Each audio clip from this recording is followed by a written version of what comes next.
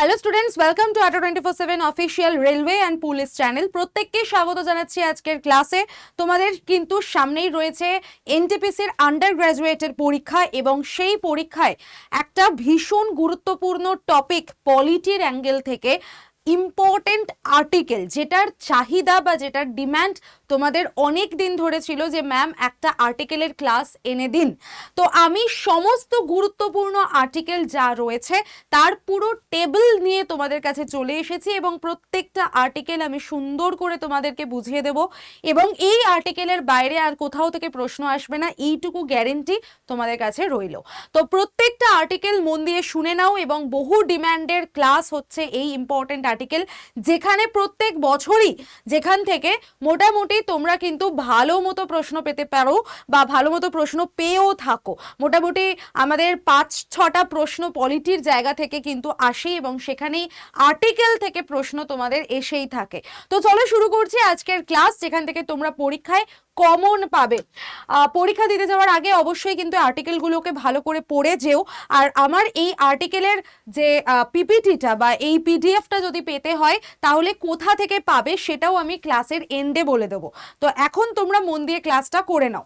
দেখো, ফার্স্টে আমি স্টার্ট করব আর্টিকেল নাম্বার 14 দিয়ে। তার আগে বলে দিই যে আমাদের যে আর্টিকেল রয়েছে আর্টিকেল 12 থেকে 35, সেই আর্টিকেল কিসের মধ্যে রয়েছে? আর্টিকেল 12 থেকে 35 রয়েছে আমাদের ফান্ডামেন্টাল রাইটস এর মধ্যে, তাই তো? এবং তারপর যদি আমরা দেখি 36 থেকে 51, এটা রয়েছে আমাদের ডিপিএসপির মধ্যে। আর 51-র যে এ নম্বর আর্টিকেলটা রয়েছে এটা আমাদের ফান্ডামেন্টাল ডিউটিজ এর মধ্যে রয়েছে। তো এই তিনটে যে আমাদের ভাগ রয়েছে না আর্টিকেলের, খুব ভালো করে মুখস্থ করে যাবে, এই জায়গা থেকেও প্রশ্ন দিয়ে থাকে।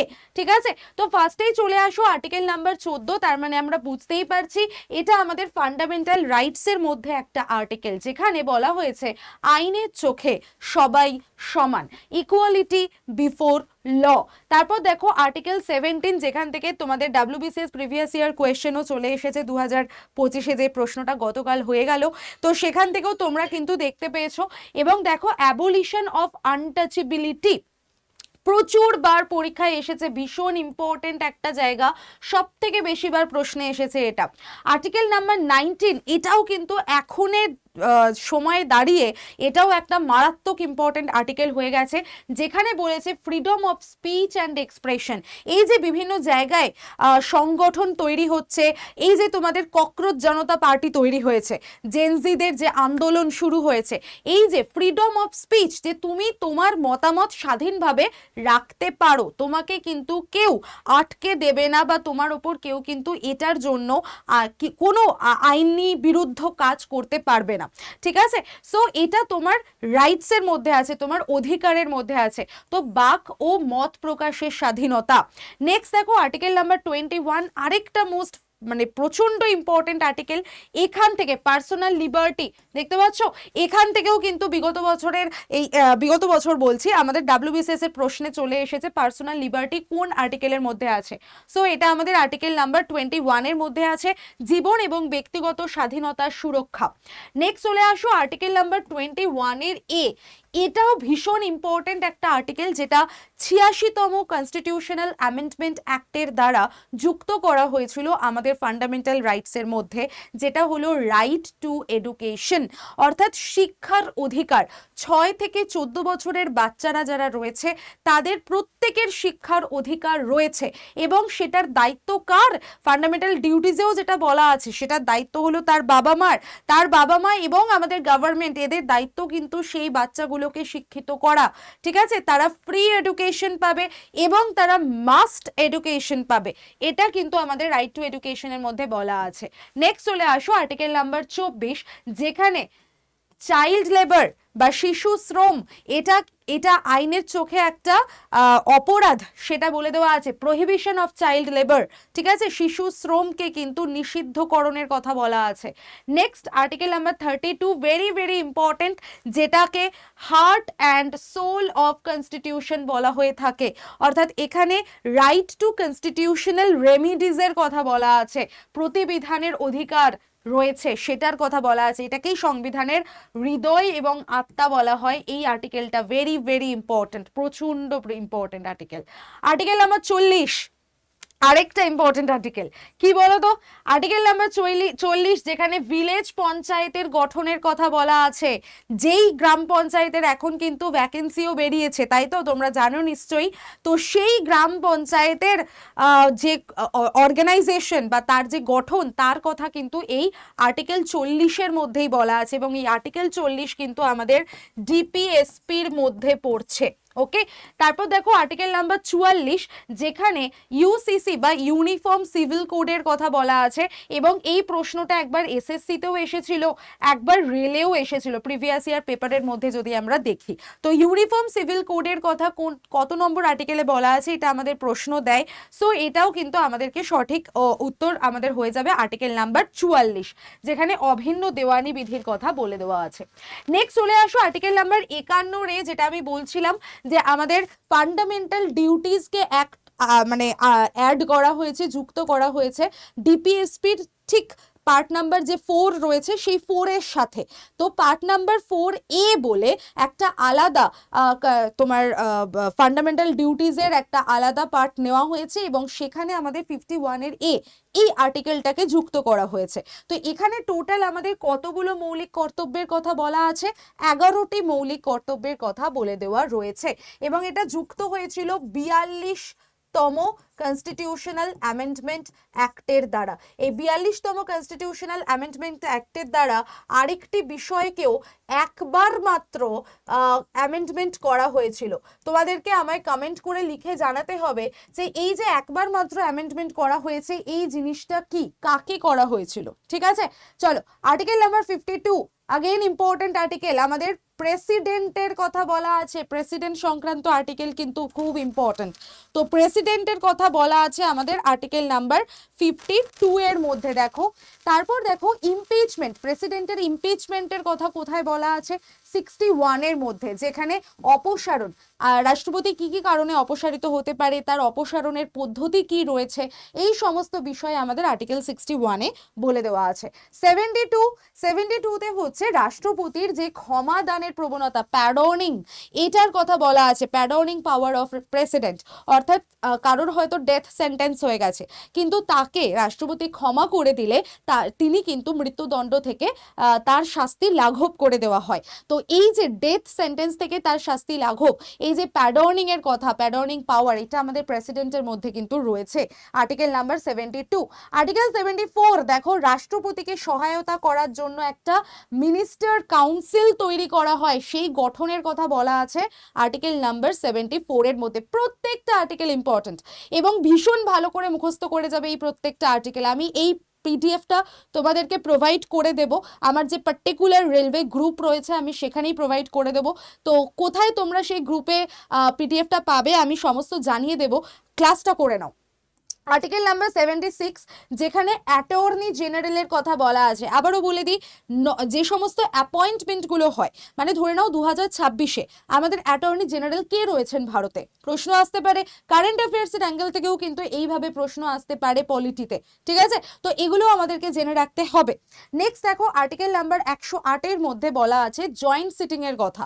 আমাদের যে পার্লামেন্টের দুটো হাউস হয় না, লোকসভা এবং রাজ্যসভা, তাদের যে জয়েন্ট সিটিং এর ব্যবস্থা হতে পারে, সেটা আমাদের আর্টিকেল নাম্বার 108-এর মধ্যে বলা রয়েছে। নেক্সট চলে আসো হচ্ছে আমাদের অ্যানুয়াল ফিনান্সিয়াল স্টেটমেন্ট, বা যেটাকে আমরা বাজেট বলে থাকি। এই বাজেটের আর্টিকেল নাম্বার কত? 112। তার আগে আমরা মানি বিল সম্পর্কে জেনে নিই। অর্থবিলের আর্টিকেল নাম্বার কত? 110। আচ্ছা, আমাকে বলতে পারবে, এটা কমেন্ট করে লিখে জানিও তো, যে মানি বিল একমাত্র কোথায় পেশ হতে পারে? এটাও কিন্তু বারবার পরীক্ষায় প্রশ্ন আসে, একমাত্র মানি বিল কোথায় পেশ করা হতে পারে? অবশ্যই আমাকে কমেন্ট করে লিখে জানিও দুটো প্রশ্ন, তাহলে তোমাদের হোমওয়ার্ক থাকলো। নেক্সট চলে আসো আর্টিকেল 123 আর 124, এই দুটোই ইম্পর্টেন্ট, জেনে রাখো। আর্টিকেল 123-এ বলা হয়েছে প্রেসিডেন্টের যে মেকিং পাওয়ার, মানে অর্ডিন্যান্স মেকিং যে তার ক্ষমতা রয়েছে অর্ডিন্যান্স মেকিংয়ে, সেটার কথা বলে দেওয়া রয়েছে। তাহলে রাষ্ট্রপতির অধ্যাদেশ, ঠিক আছে। নেক্সট বলেছে সুপ্রিম কোর্টের গঠন, এস্টাবলিশমেন্ট, এটা আমাদের আর্টিকেল নাম্বার 124-এর মধ্যে বলা আছে, very very important article. Next দেখো ক্যাগ, আমাদের বর্তমানে ক্যাগ কে রয়েছেন অবশ্যই জেনে রাখবে। তো এই controller and auditor general of India, যেটা হয়ে যাচ্ছে 148 নম্বর আর্টিকেলের মধ্যে বলা আছে। দেন আমরা স্টেট গভর্নরে চলে আসি, এতক্ষণ আমরা ইউনিয়নের মধ্যে ছিলাম, এবার আমরা স্টেটে চলে আসি। স্টেটের মধ্যে দেখো আর্টিকেল নাম্বার 153, এখানে আমরা গভর্নর্স অফ স্টেটের কথা জানতে পারবো, রাজ্যের রাজ্যপাল সম্পর্কে আমরা জানতে পারবো। দেন আর্টিকেল নাম্বার 165-এ আমরা কি জানতে পাচ্ছি, advocate general of the state, রাজ্যের অ্যাডভোকেট জেনারেল কে হতে পারেন তার সম্পর্কে যে আর্টিকেল, সেগুলো আমরা 165-এ পাবো। নেক্সট চলে আসো আর্টিকেল নাম্বার 213। 213-তে হচ্ছে রাজ্যপালের যে অর্ডিন্যান্স মেকিং পাওয়ার রয়েছে তার কথা জানা যায়। তাহলে রাজ্যপালের অর্ডিন্যান্স মেকিং পাওয়ার রয়েছে 213-তে, আর যদি আমরা প্রেসিডেন্টের অর্ডিন্যান্স মেকিং এর ক্ষমতা বলি, এটা রয়েছে 123-এ। তাহলে এই যে 1 2 3-এর যে খেলা, এই খেলাটা কিন্তু মনে রাখতে হবে।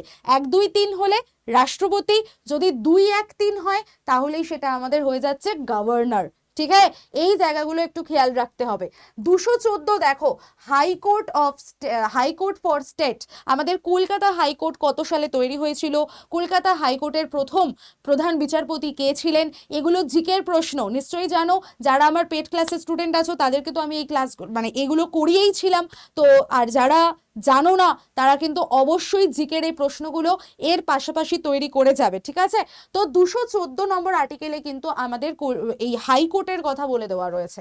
নেক্সট দেখো 226, যেখানে হাইকোর্ট যে রিট জারি করতে পারে, আমাদের টোটাল কতগুলো রিট আছে, 5টা রিট না, তো এই রিট লেখা জারি করার ক্ষমতা হাইকোর্টে যে রয়েছে সেটা 226 নম্বর আর্টিকেলে বলা আছে। 243 নম্বর আর্টিকেলের মধ্যে রয়েছে আমাদের মোস্ট ইম্পর্টেন্ট সেই পঞ্চায়েতি রাজ সিস্টেম, যেখানে প্রথমে আমরা বলবন্ত রায় মেহতা কমিটিতে 3 টায়ার সিস্টেম দেখতে পাই, দেন আমরা অশোক মেহতা কমিটিতে 2 টায়ার সিস্টেমের কথা জানতে পারি। সো এই দুটো জিনিস আমাদেরকে ভালো করে খেয়াল রাখতে হবে, এবং এর সাথে যুক্ত হয়ে আছে আমাদের 73rd কনস্টিটিউশনাল অ্যামেন্ডমেন্ট অ্যাক্ট। 280 নম্বর আর্টিকেলে দেখো ফাইন্যান্স কমিশনের কথা বলা আছে, ঠিক আছে, এটাও very very important, finance commission. Okay, next দেখো 300A, প্রচন্ড ইম্পর্টেন্ট, প্রপার্টি, যেটা আমাদের ফান্ডামেন্টাল রাইটসের মধ্যে ছিল, বাট ওটাকে ক্যান্সেল করে দেওয়া হয়েছে। ক্যান্সেল করে সেটা আলাদা একটা আর্টিকেল, সম্পত্তির অধিকার, সেটা কিন্তু একটা আলাদা আর্টিকেলে নিয়ে আসা হয়েছে 300A। এই আর্টিকেলটা এখন আমাদের লিগাল রাইট হয়ে গেছে। সম্পত্তির অধিকার কিন্তু আমাদের মৌলিক অধিকার নয়, এটা আমাদের লিগাল রাইট, সেটা আলাদা করে 300A এই আর্টিকেলের মধ্যে বলে দেওয়া রয়েছে। ইউপিএসসি এবং পিএসসি, রাজ্য স্টেট পিএসসি, হ্যাঁ, এই যে আমাদের WBCS এক্সাম হয়ে গেল, এটা আমাদের কি স্টেট পিএসসির আন্ডারে একটা এক্সাম। তো এই WBCS ইউপিএসসি এই জিনিসগুলো আমাদের কোথায় বলে দেওয়া রয়েছে, আর্টিকেল 315-র মধ্যে আছে। আর্টিকেল 324, এই কিছুদিন আগেই যেটা আমাদের হয়ে গেল election, so election commission of ইন্ডিয়ার কথা বলা আছে 324 নম্বর আর্টিকেলে। 343 যদি আমরা দেখি, সেখানে আমাদের official language of the union, যেটাকে আমরা হিন্দি হিসেবে ডিক্লেয়ার করেছি, অ্যান্ড এই যে হিন্দি, এটার জন্য আমরা 10th জানুয়ারি হিন্দি দিবস পালন করে থাকি, ভালো করে জেনে রাখবে, সাংবিধানিক মর্যাদা দেওয়া হয়েছিল, ঠিক আছে, তো এটাও আমরা দেখে রাখবো। নেক্সট চলে আসো আর্টিকেল 352, ন্যাশনাল এমার্জেন্সি, এটা আমাদের পুরোটাই এমার্জেন্সি সংক্রান্ত কিছু আর্টিকেলস, খুব ভালো করে দেখে রাখতে হবে। জাতীয় জরুরি অবস্থা, ন্যাশনাল এমার্জেন্সি, যেটা 352, তার সাথে তুমি জাস্ট 4 যোগ করে দাও, 356 পেলে। 356 হলো আমাদের স্টেট এমার্জেন্সির মধ্যে পড়ছে, আর স্টেট এমার্জেন্সিতেই রাষ্ট্রপতি শাসন জারি হতে পারে, সো প্রেসিডেন্ট রুলের কথা বলে দেওয়া আছে। আবার এর সাথে তুমি 4 যোগ করে দাও, আমাদের তো 3টে এমার্জেন্সি না, ন্যাশনাল, তোমার স্টেট এবং হচ্ছে ফাইন্যান্সিয়াল, তো ফাইন্যান্স এমার্জেন্সি যেটা, সেটা হয়ে যাচ্ছে 360 নম্বর আর্টিকেলে রয়েছে। এইখান থেকেও আমাদের WBCS এর এই মানে বছরে প্রশ্ন কিন্তু এসেছে। আচ্ছা, 368 নম্বর যে আর্টিকেল, সেখানে পার্লামেন্টের কনস্টিটিউশন অ্যামেন্ডমেন্টের যে ক্ষমতা রয়েছে বা সংবিধান সংশোধন করার ক্ষমতা, এটা যে সংসদীয় ক্ষমতা সেটা বলে দেওয়া রয়েছে কোথায়, আর্টিকেল 368 এর মধ্যে।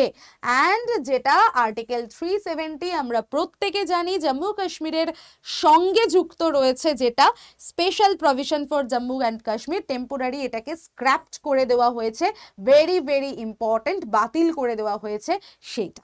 ঠিক আছে, তো এই ছিল হলো আমার টোটাল ইম্পর্টেন্ট আর্টিকেলসের লিস্ট। এই লিস্ট যদি পেতে হয় তাহলে অবশ্যই এই যে নাম্বারটা লিখে দিয়েছি এই নাম্বারে হোয়াটসঅ্যাপে আমাকে জাস্ট হাই লিখে পাঠিয়ে রেল গ্রুপ যেটা রয়েছে সেটা জয়েন করে যাও। আমি ওখানেই তোমাদের পরীক্ষার ইম্পর্টেন্ট এই আর্টিকেল সংক্রান্ত যে টেবিলটা বা এই পিডিএফটা আমি তোমাদেরকে দিয়ে দেব। এবং এই আর্টিকেল বা অন্যান্য সমস্ত বিষয়ে যদি তোমাকে মক টেস্ট প্র্যাকটিস করতে হয় তাহলে অবশ্যই আমি বলবো টেস্ট প্রাইম নিয়ে নাও। টেস্ট প্রাইম থেকে মক টেস্ট দাও, সাবজেক্ট ওয়াইজ মক দাও, আর্টিকেল নিয়ে মক দাও, পার্টস নিয়ে মক দাও, শিডিউল নিয়ে মক দাও, আলাদা আলাদা করে মক দাও, ফুল লেন্থ মক দাও। সামনে পরীক্ষা আছে, মক দেওয়া ছাড়া আর কোনো গন্তব্য নেই আমাদের। সো এখন কিন্তু টেস্ট প্রাইম তুমি আবারও 269 রুপিসে পেয়ে যাবে যদি Y1012 এই ডিসকাউন্ট কোডটাকে অ্যাপ্লাই করো। 269-এ এবার শুধু 12 মাস নয়, তার সাথে এক্সট্রা 6 মাসের জন্যও কিন্তু টেস্ট প্রাইম পেয়ে যাচ্ছ। কিন্তু এটা মনে রাখো 15 আর 16 তারিখের জন্যই অ্যাপ্লিকেবল। 15ই জুন এবং 16ই জুনের জন্যই কিন্তু এই 18 মাসের জন্য Y1012 কোডে 269 রুপিসে তুমি টেস্ট প্রাইম পেয়ে যাচ্ছ, যেখান থেকে তুমি previous year mock, full length mock, chapter ভিত্তিক মক সমস্ত কিছু প্র্যাকটিস করতে পারবে, তার সলিউশন পাবে, তার ডিটেল অ্যানালিসিস পাবে। যারা যারা পরীক্ষা দিচ্ছে তাদের মধ্যে তোমার র্যাঙ্ক কোথায় তুমি জানতে পারবে। তো একদম ডিটেল অ্যানালিসিস তোমাকে কিন্তু এই টেস্ট প্রাইমই দিতে পারে যে তুমি এই বছর চাকরি পাচ্ছ কি পাচ্ছ না। এটা পুরোপুরি প্রায়র একটা তোমাকে জানিয়ে দিতে পারে কিন্তু টেস্ট প্রাইম। আর যারা একদম ফ্রেশ, যারা সবে শুরু করছো তাদের জন্য বলে দিই আমাদের আরআরবির যে বন্দে ভারত ব্যাচ রয়েছে এই ব্যাচে তুমি এনরোল করে যেতে পারো।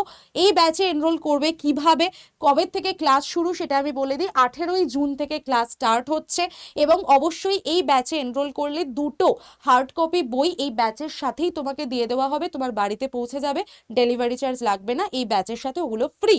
তার সাথে 10টা ফ্রি ব্যাচও তোমাদেরকে দিয়ে দেওয়া হচ্ছে। তাই যারা চাইছো এনটিপিসির graduate, undergraduate, RRB group D, ALP এই সমস্ত পরীক্ষার জন্য প্রিপারেশন নিতে তারা অবশ্যই এই বন্দে ভারত ব্যাচে জয়েন করে যেতে পারো। সমস্ত ডিটেলস এই হোয়াটসঅ্যাপ গ্রুপে যদি জয়েন থাকো আমি তোমাদেরকে জানিয়ে দেবো। তাহলে চলো, অল দ্য বেস্ট। যাদের সামনে পরীক্ষা রয়েছে তাদের প্রত্যেককে অল দ্য বেস্ট, খুব ভালো করে পরীক্ষা দাও। এই যে আর্টিকেল, এরকম আর্টিকেলের মতো আর কোন বিষয়ের ওপরে তোমরা এইরকম দ্রুত রিভিশনের একটা ক্লাস পেতে চাইছো আমাকে অবশ্যই কমেন্ট করে লিখে জানিও, আমি কিন্তু তোমাদের জন্য ক্লাস নিয়ে আসবো। চলো টাটা, ভালো থেকো সবাই।